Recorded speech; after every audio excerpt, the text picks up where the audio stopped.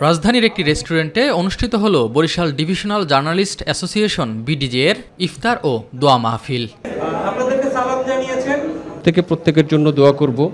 গণমাধ্যম কর্মী সহ দক্ষিণাঞ্চলের বিশিষ্টজনদের পদচারণায় মিলন মেলায় পরিণত হয় অনুষ্ঠানের স্থল। দেশ একসাথে যেন গড়তে পারি সেটার জন্য সবাইকে আহ্বান জানাবো। সকলকে আমি শুভেচ্ছা জানাচ্ছি। ইনশাআল্লাহ আপনাদের সাথে যোগাযোগ থাকবে।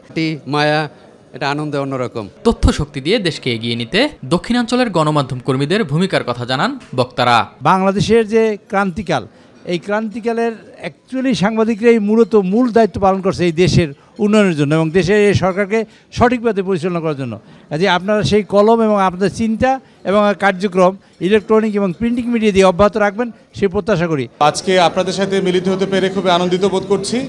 আমার বিশ্বাস যে আরও এরকম অনেক মিলনমালাতে আপনাদের সাথে দেখা হবে ইনশাল্লাহ। এ সময় প্রতিটি ক্ষেত্রে বৃহত্তর বরিশালকে সমৃদ্ধ করার প্রত্যাশা ব্যক্ত করেন অতিথিরা।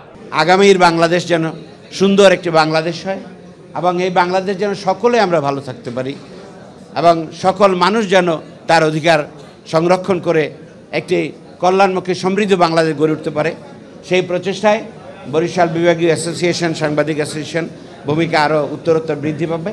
আমরা সবাই একসাথে কাজ করব, সামনের দিকে এগিয়ে যাব সবাইকে নিয়ে, এই প্রত্যাশা করি।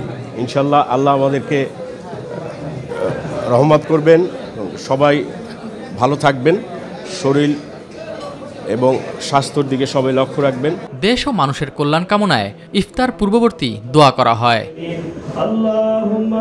এস এম আরিফ, মাই টিভি, ঢাকা।